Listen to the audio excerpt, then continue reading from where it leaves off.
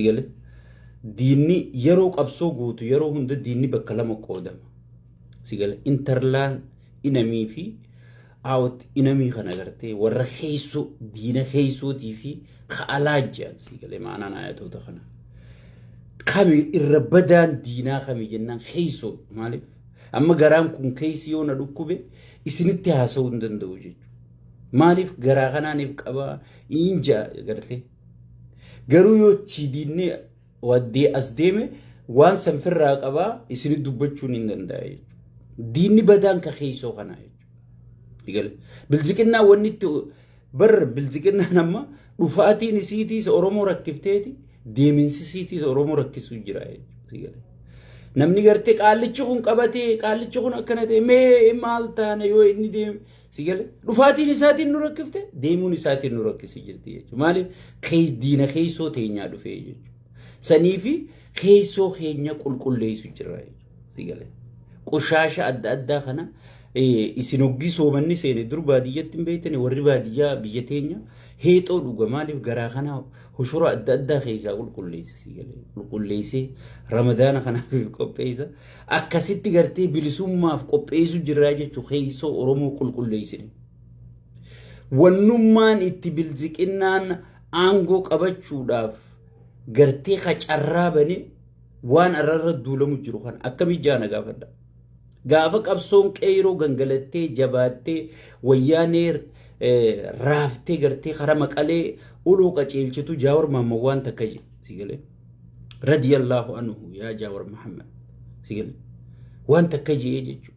Maal jee wayyaaneen ganaa kutte biyyattiin prime ministeran qabdu viidiyoon OMN irra jira wanni isin hin juuhan biyyattiin prime ministeran qabdu dhaaboleen Oromoo kan gartee waan xixiqqoorratti wal dhabdan walitti ooddan waliin ooddan dafaatii rakkoo heessoo keessanii irraanfadha akkami biyya qaban irratti ilkeen bakka takka jirtu waa ciniina dafaatii as deebi'aa jee ture jechuudha. Waan kana garee fashaleessite garuma ammarra duulamu jiru tanaa jechuudha.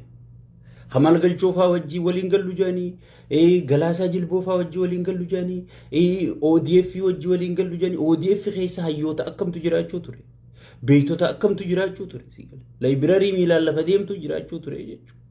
Kana hundaa wajjii waliin gallu jaanii keessoo Oromoo gartee hin barbaannu jaanii gaafasumaa'uu isaan waan gartee akka Oromoon aangomtu waan hin barbaanneef kaayyoon Oromoo kun akka 4 kiiloo dhayxuwaan hin barbaanneef bakka wayyaaneen sirni wayyaanee bosobosee jiguuf deema waan godhu wallaaleeti hayyoonni OPDOtti harka kennee jechuudha. OPDOtti harka kennee. OPDOtti harka kennuun dura marii Atlaantaa sanillee qopheessanii marii Atlaantatti Jaawarfaan qopheessan san namni fashaleesse eenyu? Namni fashaleesse eenyu? Ayyaa waa irraanfachuu jaasii galee namni. Marii Atlaanta qophooyte namni gartee mariin kun terroristiitu asii godhachuu jira jedhanii sadarkaa deeninnatiin Ameerikaadha. Jaawarfaa irratti investigeeshinii eegaltuu irra geessanii jechuudha. Waan san ka godhaa ture jara kana jechuudha. Pooyintiin bar bakka irraa rakkoon kaate laaluudha qabna malee gartee rakkoo irra dubbatamu tana laaluu hin qabnu jechuudha.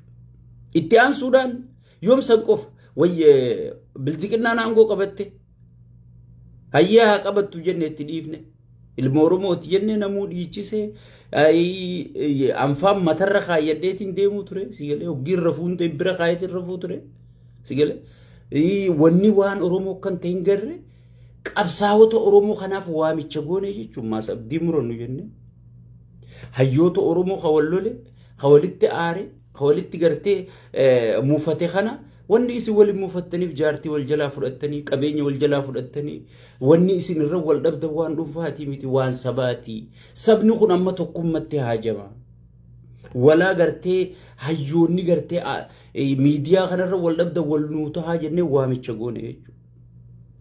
Waamicha san ka dura fashaleessee dideen waamicha san kaafaa'uun fudhattee hayyoonni miidiyaa aktiivistoonni fudhatee namni hundi fudhateeti waamichi sun hin barbaachisu jee bilziqinnatti harka kennate bilziqinnaa gullallee tanaa jechuudha.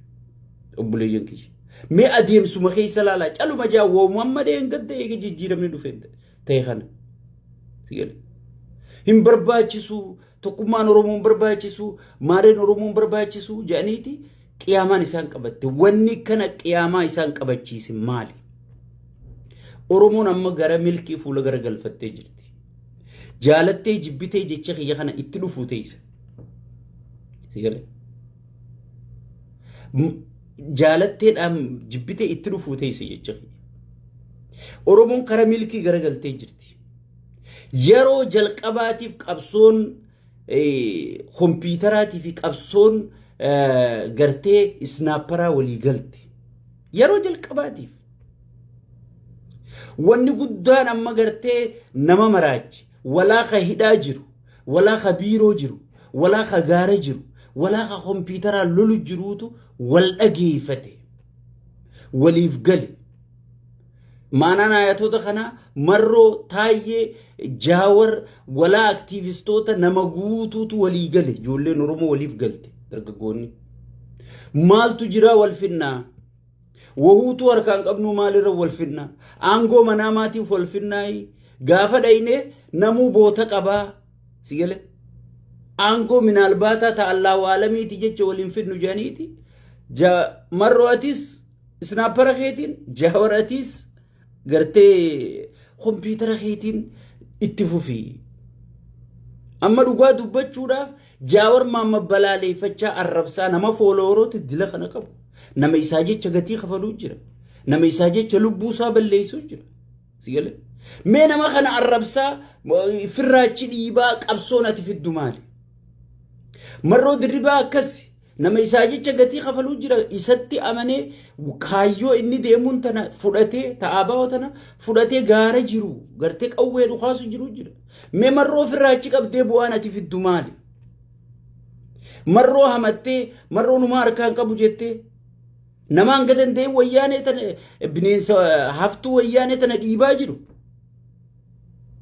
nama gadandeetti Oromoof Oromiyaa diina tokkollee irraa ajjeesu garaa qabbaneessaa jiru sigale qabsoon akka nuti barbaannu deemuu dhabdi deemuun jirti hin jirtu sun dhimma gartee warra qabsaa'otaa beeka isaanii beeka waan isaan danqe sigale waan fakkeenyaaf akka fannoon faan sigale akkanatti tokkoffaan sossootutti magaalota gurguddaa qabatutti woboon maan qabanneefaa jedhamni gariin haya woboon deeggarsa akka fannoon harkattee san harkattee jirti sirra amma namoonni gariin gaafa Hacaaluun deefaa deeggarsa guddaa harkatanii maal jedhanii ijoollee asirraa iyyitu malee mee nama hayyuu kamtu deeggaran meemma fakkeenya mee Yaayaa Bashiir faa Caffeeraa Misfaa falmataa biroo faa meemma isaa yoo deeggar meemma isaa yoo deeggaran dhiibbaa maal qaban maal hiisuu kana gartee Oromoon guutuun jala buqqaatee kaatee maal warruma mufattootaatu gartee warra Jaawaridha Mu'aaree warra gartee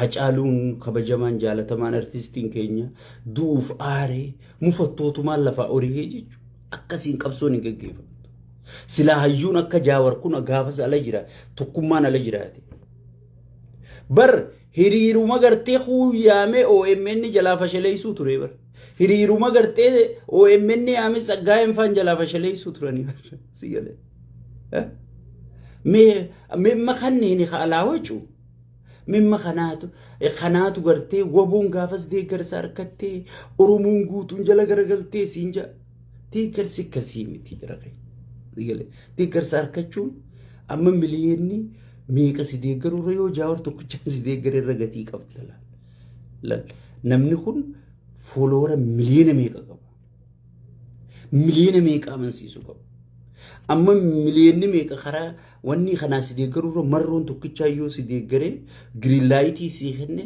siyaasaa keessatti irra guutu si gale mee namoota akkanaa ka dhiibbaa godhuu danda'u ka gaafas isinii wajjiin gartee waan kana dhiibe mee tokko naas gan hin jiru jechuudha jarri jajjaboon hidha jiranii jechuudha so woboon tun amma dubbii tana wanni keessa deemee bakkatti woboon tun akka gartee fannoon hayyoota sirraa beeytota sirraa qabaattota sirraa warra keessa jiru haga muumichaan baatutti qallitti siree muumicharra ciiftuun baatutti fannoon caasaa qabdi. Mee deeggarsa kanaa harkattee san gubbarraa mootummaan fannoo amaneeti ifiif jaarate waan ta'eef amaneeti gartee hidhachiisuu leenjii gaarii kennuuf ture jechuudha. Sigale leenjii gaarii kennuuf ture jechuudha. Woboo akkasitti amanee leenjii gaarii kennuuf ture. Qawwee gaarii kennuuf ture. Dirqamaan dhumtee waan hiikkachuu jirtu tana malee. Sigale waan takka osoon itti yaadni namarratti isin murteessina. Woboon akka fannootti maal lolle jechuuf deeggarsa fannoon qabduu fi meeshaalee fannoo mootummaan hidhachiisee fi gartee waa hedduu wal madaalchiftaa jechuudha. Sigale dhugaa dubbachuudha. Jarri kun bar jaalateetii kan mokotatta. Amma aangoo qabachuu jibbeeti bakka fildi marshaal sanfaa taa'eera haa godhuu jibbeeti marroon. Sigale hindubbiitu jajjabduudha jechuudha. Saniifuu kun maal si barbaachisa? Yeroo jalqabaatiif wanni akka fannoon hayyoota sirraa harkatte woboon hayyoota sirraa harkachuu jirti jechuudha. Kanaatu gartee warra bilziqinnaa gullalleetii fi bilziqinnaa guddoo wanni maraachitan gabaabatti. Sigale wanni maraachitan. Bilziqinnaa gullallee duuluu jechuun bilziqinnaa gullallee saaxiluu jechuun harka abiyyi irraa ciruu jechuudha. Miila abiyyi Oromoo keessaan dhaabbatu ciruu jechuudha. Harka abiyyi Oromoon qabatu ciruu jechuudha. Qabsoon teenya bilziqinnumarratti jechuu si bayaansuu fedheeti keessa deeme. Namni bilziqinnaa sirra dhaadhiisu mootummaa Oromooti. Mootummaa filmaatatti amanu. Mootummaa filmaataan aangoo namaa kennu. Je'ee gartee mootummaa kanaaf miliseetee dhiichisee maraatee alaabaa ol qabee sigale osoo waajjira tokko hin qabne bara. Namicha kana ililchee 4 kiiloo geessee ifi zeeroon galee eenyu? Sigale zeeroon galuu sanirrattuu gammadanii maas bara. Waan si ajaa'ibsiisu. Bara namni ibsallee baasee aboo kun maqaa keenyallee madaalu Oromoo saba qabsooyinuuf kanallee madaalu wanni kun hin ta'uu jeellee bar namni xiqqollee ta'a. Bar waan ajaa'ibaa dalagnis hin jaabar. Maaliif akka hati qollee taatu isaan keessaa onnee qabu hamuufatellee ay edaan waan ajaa'ibaa dalagame nuti zeeroo tanaatu Oromoon malaa Oromoon duraanuu irraa kaatee dhumti bakka zeeruma tana waa'uma keenya harkannee jee akka namni gattaa'u gartee sigale akka namni gattaa'u godhuudhaaf ibsi inni baase maas ka ajabsi jechisiisu. Waan ajaa'ibaa bar taajabbii daawwit ibsaa tokko faalaala. Waan ajaa'ibaa filmaata akkanaa takkaa rabbiin hin garsiifne jira. Sigale filmaata akkanaa takkaa rabbiin hin garsiifne. Nuti immoo akkaan an beekutti nabiin dhufee yoo aabaa wajji Oromoo keessatti dorgome Oromiyaa keessatti dorgome nabii sana aabaa wanni mootii jeetiin amanaa jechuudha duraan. Bilziqinnaa tortortuu ajooytuu tana dhiisi. Bilziqinnaa Oromoo buqqaasu jirtu. Oromoo gidirsu jirtu. Oromoo gibiraan dhukkee godhu jirtu. Oromoo tana gartee galaa bobbaa dhoorku jirtu tanaatu aabaa moohaa dhiisi. Nabi qulqulluun sun dhufee yoo Oromiyaa keessatti aabaa wajji dorgome aabaa ni mo'amti jee yaadiin beeku jechuudha. Sigale. So saniifuu maal godhee? Numaatu kana caalaa beekamtii kennuudhaafi aboo filmaannummaan akkanaa Ameerikaa keessattuu hin jiru laa sigale alharbi qiyaamaa nama nu qabatte yaaboo maaltu deemu jira nama nu qabatte amma gartee ijoolleen teenya hayyoonni keenya marroolleen iyyuu ture taayyeen gaa duraan dubbachuu turre nuti gartee waan kana maqaa hundaa jira firoomaa shoggidee jira sigale nu dhagahuu diddanii isin naman kabajanii qabsaawaan kabajanii guddaan kabajanii xiqqaan kabajii maal jettanii bakka ijoollee yuutuuber maarirraa iyyitu maqaa kana nu baaftanii jechuudha sigale wahuma exactly ana hangaasa Naasir Hajinuura sigale namoota baay'ee dabalatee asirraa dubbachuu turre arra takka kana gayyaa hojjetti. قافتا يوان كان دبتو أتي بلزقنا وبر بوبو ديمتا أين يوكا بلزقنا تي نبينا يجو سو سنيفو كان الردولون قبصو خيسا إسا قدوان كان يجو قبصو خيسا إسا ملن خان يجو نمني توقو يو دقا ولتي نمني يو دقا دان غرتي وجين قبصو إني وني وجي قبصاو فينجو أورومون دابتي إفلالو قبا إفقما قبا gootaan qaba hayyuun qaba beekaan qaba qabaataan qaba lafaan qaba lafeen qaba maaliif qabsoon tiyyatun namaan qixxaachuu dadhabde sigale maaliif sabni guddaan kun sodaatamuu dadhabame arrati kireen biyyasii wala boonfattee taa'u jirti sigale waa takka biyyasii keessatti nam tokko muree murteessuu hin danda'u jechuudha amaarri akkasi ستين فكاتي ورا 4 كيلو قاليتش خنا بيرتا جري غرتي حاجه جري دوفو ايغوتي 4 كيلو ايغو دافو غينا ميچي بررو ديمو بررو ديما جاني غرتي دولو فيچي تتاملي قاليتش خنتي امنني دوفا خنتي امنني بيرتا تانجر ماليف اورومون كان غيو ددبدي عرفنون كدتما جرتي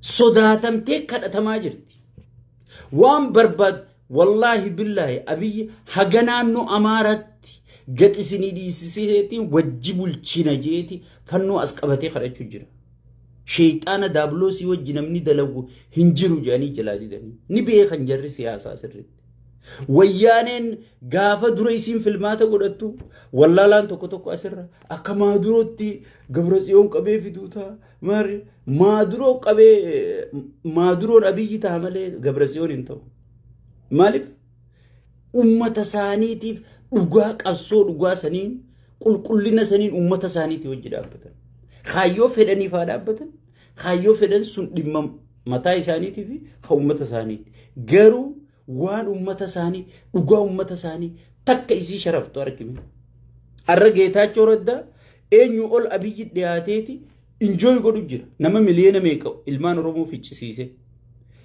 enjoy godhu jira takka isaa waan ummata Tigraay sharafuun gar waan ati aabaa qabsaa'ota jettu kana sigale ummatu magartee isaan lafee ilmootti gabbaree intalatti gabbaree gurbaatti gabbaree ichingee kana irra gaxalba'uudhaaf sanuu bar bakkallee qabanii bar adaamumatan ta'anii farshoo dhuguudhaaf sharmuuta gangalchuudhaaf sigale qabsoo oromoo tana busheessuu barbaadanii jechuudha.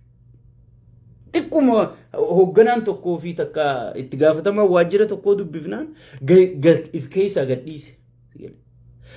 Mee jara kana laalaa meemma namicha kana Geetaachoo Raddaa kana isaa uummata isaanirra duulu laale isaa faayidaa uummata Tigraay dura dhaabbatu laale mee kanuma ati qabsaawaa kiyya jettuun kana laale.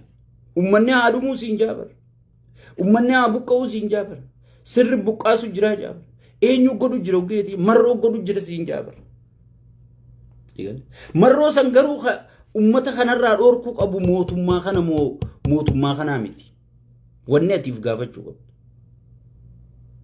qabdu marroo san ummata kanarraa dhoorkee nagaya buusuu qabu kafannoo ummatarraa dhoorkee nagaya buusuu qabu mootummaa kana jechuudha. Uummanni keenya warri keessattuu nagaa jettan abdii muradda Abiyyi Ahmad dheengadda haasawa lamaan bibreeda haasa'e isiniin galu afaan Abiyyi Ahmad nuti sirri beekna. Isi Oromoon afaan Abiyyi Ahmad hin beektan Abiyyuma beektan ijaallaltanii gartan malee hin beektan. Boko Haram Naayijeeriyaa keessaa lolu jira mootummaan ichuma jira haji. wanni kun hiikaa bal'aa qabdi nam tokko gadi ilaalle dubbiidhan ziga dagasanii wal fixxaniis akkuma Boko Haram malee an finfinnumaan taa'aa forever jechuu isaati Oromoonni mari'ata Oromoon maal ta'a Oromoon miitirqishota warra juufaafiin dubbii tana adda baaseef ziga Abiyyi Ahmad waan garteen ati haasoytu kana rakkina gurraan dhagahun gurra rakkinaan dhagahun qabu ifii badhaade ifii enjoy godhu jira ifii gartee jireenya takkaan jiraatin namicha duraan miilaan lafa deemtu bashaashaa keessa kophee malee deemuutu arra private jetti mataa isaa qaba ifii jijjiiramni irraa dhufee jechuudha amma nama gartee jijjiirama ifii fide irraa inni keessa jiru kana nama isa jeequn barbaadu jechuudha wadala kana wali qabate wadala kana qirima duran naqee bishaan farshoo kan obaase wadalli guyyaa dheeraa hoteela keessa waloofaa oola harritti fi wadalli sigale guyyaa dheeraa hoteela keessa waloofaa oolti tun gartee waan sabaatu quban qabdu gaafa innichi ajajatti gakkenne milishaa qabattee dhuftee ummata cafaytee maallaqa irraa guurtee qaallicha kana gabbarte irran kaayyanne jechuudha isarraa jijjiiramte namni jijjiirama faadhu fajee namicha kana jala taa'ee eegu nama gartee tiiticharraa maraka eeggatu jechuudha saniifuu oromoon bineensa kanaa wajji nama dhaabbaturra qabsaa'u jechuudha sigale bineensi bineensuma tokkollee waan naannahu jee sigale boo qabsaawaa meeqa dhabne qabaataa meeqa dhabne sigale qabaataa meeqa dhabne laggasaa wagii gaafaniitu ejaan Abiy Ahmed insaa keessa number 1 directly daawit ibsaatiin qunnamee je bara haqa kana afaan qaban inni toltuuf dubbate toltuu fakkeessuudhaaf dubbate garuu akkamitti hoogganaa adda bilisummaa oromoo olaanaa sigale namichi insaa keessa dalagu namichi wayyaanee wajjiin oromoo lubbuu qatalu jiru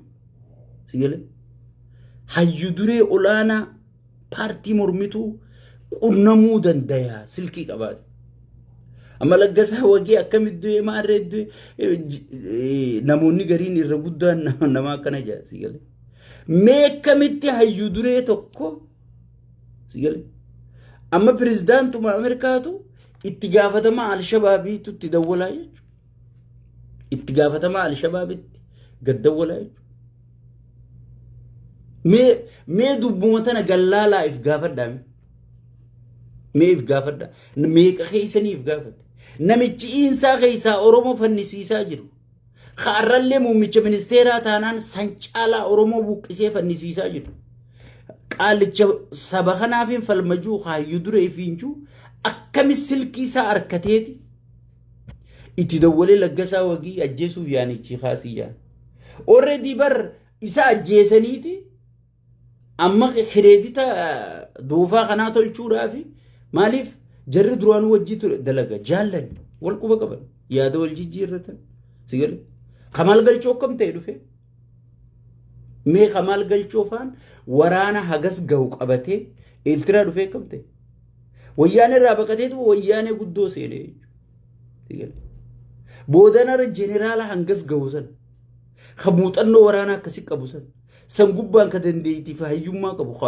hawaasa guddaa keessaa dhufe sigale hangan takka deebisee qaallichi sun boodarra osoo Yugaandaa keessaa mana nyaataa banatee achi mana nyaataa keessa dalagatu rabbiin gartee jijjiirama kana fidee sababa saniin biyya gale afaan isaa qabate dubbii galeef haga bineensi kun Oromiyaa qabsoo Oromoo harkaa qabutti iyyita ulceeta gacceeta waa takka akka fiduu hin dandeenye galeetiif amma namni gariin Kamal Galchoo bildiqinnate maaliif Kamal Galchoo man namni tokko namni bildiqinna amma sirna san keessa an sirritti hin beeku qaallicha kanaa wajjiin namni tokko nama 5 fi 6 caalu namni qaallicha kana onni irraa qabatee isaa wajjiichi jiru caasaa dila kana keessa miliyoona dila miseensi paartii ni qabajanii odeessan kana keessa nama 10 irran caalu namni dhugumaan isa kana qabatee wajji jiru jechuudha keessa waan sirritti beenu sigala saniifu kana gartee kanifiifu caasaan sunu abdii irraa muratee kanifiifu caasummaan sunu gartee abdii irraa muratee biraa deeme kana kagartee qabsaawaa oromootiif injuu gogaa alaabaa abaa uffatee سيقول خيسي سابل زيقنا قبانا باودا وقيت رفتي oromoo jettee waan rakkina oromootti himte bilisiqinaa si rakkisu jirtu waa'ee mujjirtaa jechuudha. Kana saaxiluu jechuun itti fufaa jechuudha. San gubbarraan jawween dhaabse tokko dhaammate. Jaawar takka gaafa wayyaan irratti qabsaa'uu dhaamsa akkasiin dhaammanne. Yooniin handu illee faayiloota adda addaaniin kaa'u jira faayiloota jala galtanii laaluu dandeessanii waan jiru dhaammatee jechuudha. Sigalee. Takkaa jaawar gaafa wayyaan irra qabsaa'u jiru dhaamsa akkasiin dhaammanne. Haga jarri kun baduu waan beekuu fi dhaamsa dhaammate jechuudha. Garuu Oromoon hin galuuf akka nama gumaa namaa baasu. Akka nama gartee yoo namni kun hayyuun kun kute leegasii hayyuu kanaa bakkaan ga'u sigale. Yaa uummata keenya mee rabbi isin haa qajeelchu awwanniin jiru nama sagalee isinii ta'u kana mee kabajallee itti godhaa dhageeffadhaa waan hayyoonni isiniin jiru. Bara amma hayyuu biyyaan ijaarajuurra ijoollee intala Oromoo takkaan hudduu isii saaxila jettuutu irra gatii argatee feemasoota hudduutu irra gatii argatee bara hayyoota lubbuu Oromootiin baraaraa Oromiyaan baraaraa eenyummaa keetiin baraaraa. I think nama jiru kana biratti eenyummaan akka gatii waan gatii eenyummaa kanaa waan namaa galee natti hin fakkaatu. Kana gatii qabaachuu ture. Osoo arrammaa warri feemasa TikTok isin jettan kun tokko gabbee akkana rakkinaan irra ga'uu deema jee sigale. Ashaangullitti boo'ichaa tarrabbiitti fedhetanatti hiitan. Waya baluu keenyaa tana jiru. Nutti hin ta'u kun maarreen ta'u kun miitirkishoon ta'u kun jetta sigale. It's okay. Qabsaa'onni Oromoo rabbii fi miskiina Oromoo qabaa jechuudha. Rabbii fi miskiina Oromoo gartee haa gibiraan gidirfamaa jiru. Haa intalti jala gudeedamaa jirtu. Haa ilmi fuula duratti rasaasaan xiyyiitiin mataa isa naqamaa jirtu. Qabsaa'onni Oromoo kana qabnaa jechuudha. Garuu maaliif haftii fi dubbachuu jirra waan kana. Maaliif haftii fi dubbachuu jirra jechuudha. Uummanni keenya qabsaa'ota keessan haga dandeessanitti yaadaan bira dhaabbadha. Qabeenya silattuu namni isin gaafachaa jiru. Waboon amma qabeenya mataa isaa uummata sarraa nyaatee harka uummata isaa dhugeeti haga dandeetti isinii qabsaa'u jira jechuudha. Jawaar Mahaammadiis haga dandeetti. Nuti kuulii keenya dalagachaa haga dandeenyetti. Garuu ajaa'iba kanatti ta'u warra isinii nyaadhamu caalaa warra isin nyaatu gatii qabaa jechuudha isin biratti. Kun maaliif akka ta'e gaafii natti jira. Warra gartee si jaaruu deemu caalaa warra si buqqisuu gatii qabaa jechuudha isin biratti. Waa'ee kun maaliif ta'e yeroo mee if gaafattanii beeytanii waan kana. Uummanni keenya tokko if gaafattanii beeytan. Kagartee mana barumsaas ijaaree gassi dhaabuu deemu caalaa ka mana barumsaatii wajji ijoollee sii gubuutu gatii qabaa jechuudha. Abaarsa wayiin nu jiramoo maal wayiin nu jira? Mee akkamitti namni gartee Jaawarii fi Abiyyi fa'aa wal madaalchisa. Abiyyi dheengaddassi isaa keessa ture. Nuti qabsoo bar akka godhan wallaalaniiti lamma kennanii lamman gaafara sanii bineensa kana rabbi fidee bineensi kana harka guutee osoo sigale. Akka godhan wallaalanii hayyoonni mataa walii qabuu dadhabanii sigale. Aboomoo wayyaaneen cabxee badde wayyaaneen hin jirtu walii galaa huuwi jani san gubbaadhaan eegasiillee abdii murachuu dadhabanii eega biyya caayaa hooggansa Oromoo jedhanii gadhaabanii ijaaranii sigale. akkamin lammaan dura bu'aa ta'a jechuudhaan daawwi qiyaamaa kaa'e. Abiyyi walgahii quban qabne hundi namni gartee dawwalee akka abiyyi bishooftuu dhufu ka godhe daawwiti. Maaliif akkamittumaan an ta'uu qaba dadhabeef. Abiyyi galatarra daawwi galata isa biraa qaba wanni yaamee maqaa isaa yaamee galatoonfateef. Jaala isaa ka qabsooti. Waliin Oromoo basaasuu turan. Waliin Oromoof Oromiyaa cabsuu turan. Amma bakka takkitti daawwifaan mee deeggartootuma daawwi kana biyya alaa kana keessa deemi caljii ilaali.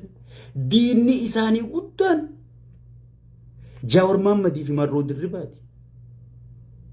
Namni majabeessee diina kana hokkee qabu jiru kompiitaraa fi isnaapparaan eenyu jiitiif gaafadhu. Mema mangudduma daawwit deeggartu kana namuma daawwitiin deeggarajuu kana laali. Diinni isaa guddaan eenyu jii wajji haasee taa'e. Caljii wajji haasee. Namni inni ihjee onneerraa balaaleffatu jibbu Marroo Dirribaati jechuudha. Jawaar Mohammadii jechuudha.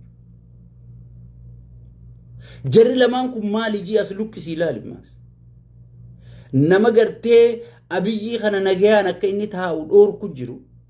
Oromoof Oromiyaan tun haga danda'amtutti akkan diigamne warra ittisu jiru jechuudha. Sigale. Caaluu majii taa ilaali. Caaluu majii bakka isaan haasawanii suusii wajji haasa'e. Bakka isaan dhaqanillee bakka isaan qamaanitti wajji qame namni isaan jibban Marroon faayidaa qaba. Marroon ati hoo maal faayidaa qabda? Mee maal faayidaa qabda yoo jetteen hin jiru faayidaan isa. Bakka Marroon dadhabee atiin guutuuf yoo jettee bakka Jawaar wallaalee atiin sirreessituuf yoo jettee sigale. Nama dhaga'anii reeja. Abiyyi hoo nama dhaga'a. Saniifuu ummanni keenya dammayxanii gartee yeroon isin ittiif baraartan yeroon isii ammaa jechuudha. Yeroon isii amma.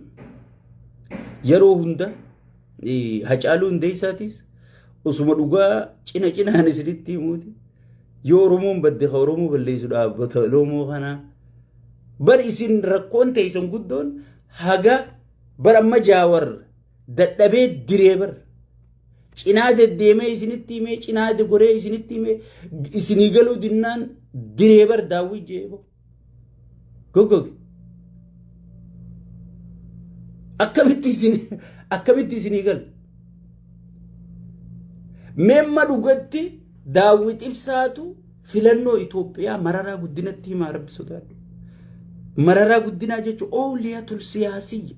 Nama Hayila Sillaasee irraa eegalee waan filmaata Itoophiyaa kana afaan isaaniitiin afaan isaan beekanii sigale. Wajji dhugee wajji jiraatee wajjiin baratee isaan barsiisee beeku. Filmaata memma daawwidiitu dhugatti. Memma daawwidiitu filmaata Itoophiyaa kana memma hashar basharii gartee biyya diyaaspooraa jirtuu tanaatu filmaata amala Itoophiyaa kana mararaa guddinaa barsiisaa mirabbi sodaadhu. Bakkuma inni irraa eegale ilaalme Itoophiyaa tana keessa taa'u jira. Gaafa kun gaara jirus gaafa kun Eertiraa jirus inni Itoophiyaa tana keessa taa'u jira. Mee nama keessootu irraa waa beekamu namuma alaa dhufeetu irraa waa beekamu. Hayya filmaanni kanaan jiru way maarreen akkanaan jiru calaw itti jaan. Sigale. Oromoo khasaaranii. Isaan duraanuu kaayyoon isaanii tanaa jechuudha. Wanni isaan waan kana godhaniif bar gaafa siyaatilitti hayyoonni Oromoo walgahii cufaa godhatee Marroo Dirribaa muka keessa taa'ee kan diinnitti dhufuun beeyne haga walgahiin sun dhumtutti kabaja hayyoota kanaatiif telefoonaan dhageeffatee hirmaachuu ture. Namni waan kana balaaleffatee dura dhaabbate garee daawwitii bara. Haya yoom tana qofa. Nu cuftinuu karaa nagayaatiin qabsooyna. Atis aangoo hanga harkattanii fudhattaa silaa paarlamaa keessa Ani sangaan harkadiniin fudhadhaa kootu walitti dachaanee wajji dalaynaa ja'anii araarsoo biqilaa afaan gaafannaan bargaruma piipii keessa seentee dalagu jirtu Oromoo tana hin barbaaduu hajee diduu eenyu daawwiti sigal mee jarri kun lolu jiraadhiis warruma bilziqinnaa ta'ee bilziqinnaa keessaa hirmaachuu jiru kan itti aanaa hayyu dureeti araarsoo biqilaa jechuudha sigal kootu hayyee kursii hanga harkanne sana walitti hidhanneeti nuti sichi murmituu jabduu takka taanaa ogi nuti akkamitti isinii wajji deemnaa minaamin rabbi nasiiba tolchee araarsoo inni tuffatee jalaa dideetu paarlamaa seenee jechuudha garee araarsootu seenee jechuudha gareen isaa zeeroo fiddeewu jechuudha sigale zeeroo fiddeewu jechuudha kanam manumaatu zeeroo tana arkachuuf gammachuu celebration nu afeeranii abonuma filmaanni kana injiru zinjaabar sigale injiru jaabar maaliif khayyoon isaa kana durumaanuu kana jechuudha khaafaa'oo waliin kakatanii ciniinanii irbuu seenanii sigale nama aabaa'oo tuqu nama nu tuqeeyanii waliin dhaabbatanii gartee wanta jedhan basaasanii akka baqqalaa garbaaf irraa ariitu namni dalage daawwiti akka khaafaa'oon mararaan gaa qulqulluun ni amana waan inni himuuf tana ni amana baqqalaa garbaa akka achi keessaa baafamu namni godhe isa jaawar maammadilleen akka caafi darbamu namni godhe isa sigale nama akkatti isa amanee miseensota isaa gurguddaa sababa isaatiin khaafaa'ummaanu khaafaa'oo taate kana hunda sababa daawwitiin firraa dhiibe boodarra biyyee nyaachisee sigale nama hangan takka waan Oromoo tana facaasee bittinneessee wanna tahuu jechuudha saniifu nama gartee Oromiyaa facaasee golaaniin Oromoo isin ijaaraju wajjiin dhaabbatee jechuudha Oromoon gola wanni itti beeytu goluudha goluu nuti dhaynee haadha manaati wajji rafanii ilmaan oomishuu qofa beeyna malee Oromoon hoggii biyya bulchu golaa biyya bulchu kursirra taa'e biyya bulchaa jechuudha sigale kursirra taa'e biyya bulchaa gola jaaniiti fidanii gola nu naqan gola kana namni nuu fide sirriidhaa siin jaa garuu immoo achi hoggii deemu hoggii maayikii qabatee haasa'u Oromoof Oromiyaan ummanni Oromoo biyya firratti abbaa ta'uun gaafiin Oromoon qabdu abadanii sharafamtu siin jaa garuu ha sharafu jiru kana waan sirri godhu jiraa siin jaabar hojiin isaa namichi gola jaaru jiru kun namichi hayyoota Oromoo firraa dhiibee harroota Oromoo tii wajji deemu kun namichi beekaa lagatee beekaa jibbee doofaa wali qabatee Oromoof Oromiyaa caccabsu jiru kun sirrii siin jaabar maayikii hoggii qabatee wal gaheerra dhufe miskiina kana garuu hoggii wali qabe ay Oromoof Oromiyaan hin sharafamtu siin jedha saniifu ummanni keenya dammayxanii tokkummaadhaan waan kana dura akka dhaabbattan kabajaan isin gaafanna mootummaa jechuun ummata warroottan gartee waan kana ni deeggarraa ni maal goonaa juu Oromoon amma alhamdulillah bakka lama baatee jirti bakki lameen Oromoof Oromiyaan haa badduu akka fedhe haa godhu gola fedhu golaa miti goluttu haa galchuu sigale waaqattu haa galchuu warra juu fi warra gartee Oromoof Oromiyaa tana itti lafaane qabeenyatti dhabne hayyootatti dhabne beeytotatti dhabne lafee gootuwwanitti caccabee daangaan Oromiyaa jedhamu kun saraarame abadan nutti hin taatu warra juutti adda baatee sigale ammatti namni gartee garee tanaa wajji dhaabbatee bilziqinnaa lachuu lameen tana dhaadheeyse namuma gartee Oromoof Oromiyaan nadhii gammadaa faan irra dhabaman araarsoo wadaa'e faan irratti dhukkee ta'an gartee buruisoo buruufaan halkanii guyyaa osoo walitti dhaabanii jara kana walitti dhukaasanii ichitti rasaasni boombii isaan nyaate warroota dhiigni jarasanii lakkii dogoggoraan badee warra jiru jechuudha ummanni keenya wanni isin gartee isin laaluu qabdan ummanni kan wajji wal lolu jiru Abiyyi wajjii miti. Anarraa eegale namni tokko Abiyyi wajjiin namni rakkina qabu hin jiru jechuudha. Kan wal lolu jiran sirna. Ummanni keenya sirnaa fi nama adda baafadha. Duulli keenya sirnaa jechuudha. Sirni gartee Oromoof Oromiyaa diigee gartee Finfinnee fuudhee naannoo godhee shaggar itti da'ee fi numaatu Finfinnee hanga duraan jarri dubbatu sanii miti isiniif hin bal'isaa hojiin shaggar itti da'ee buraayyuu sululta maal kan duraan wayyaaniin dadhabde san itti da'ee fi tanaa wajji naannoo godhaa dirree dhawaa fuudhee guututti naannoo godhaa Harar duraanuu kutte isin waan takka waan hin katabe takka way gartanii biyya san keessatti namni magaalaa guddoo hin qabne Harargee bahaatii fi naannoo Oromiyaati. Naannoon Oromiyaatiis Finfinnee irraa haga ammaa kireeffattee jiraatti malee magaalaa guddoo tajaajiltu hin qabdu jechuudha. Harargeenis magaalaa guddoo hin qabdu jechuudha. Harar irraa Harar kireeffattee taa'u jirti. So warra kana kun hundinuu akkasirratti lafa qabatu deeggaru jiruu fi warra kunnatti hin ta'u jiruutti Oromoon adda baatee jirti. Ni injifanna akka ajaa'ibaa dhugaa numa injifatti. Kijiba dhugaa injifatee kijibni haga fedhe yoo tuulamellee dhugaa injifatee hin beeku. Dhugaan ni injifatti 100% naamani. Wanni kun gartee akkuma gaafa dura wayyaanitti qabsaa'uun lafaa kaa'amu mootummaan gartee zaytunaa miti kan dhagaan buutuu jechuu turan.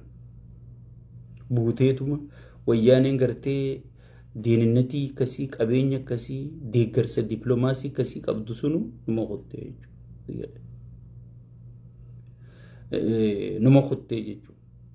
Kana ka gartee ifiifu wanni isaa hundi sun dhuurtee gartee qottoonfattee hanga Finfinnee kanatti harkaa galte. Ka Tigraay isaa harkan jira. Ka naannoon Amaaraa isaa harkan jira. Ka naannoon Soomalee isaa harkan jira. Naannoon Soomalee ma waan inni ajaju si fakkaatti. Soomaleen benefita maqaa Itoophiyaatiin qabeenya Itoophiyaa guutuu saamtee waan naannoo isii ijaaruu jirtuuf nuti Itoophiyaa jetti malee irraa huban qabdu ajaja isarraan fudhattu. Tan tokkichaan gartee caccabsee wadala kana bineensa qotiyoo kanarra kaayyatee rakkisu jiru Oromiyaa tana qofaa jechuudha. Saniifuu kanarraa wanni eeggattan hin jirtu wobbo wajjin marra wajjin fuuldurri keenya ifa adeero. Nagaan naa jiraadhaa kanuma sheer walii godha. YouTube keenya san liinkii san gabbu'aati miidiyaa jijjiiruu yaana jenne subscribe godha shinnigaa shaawqa joo kana.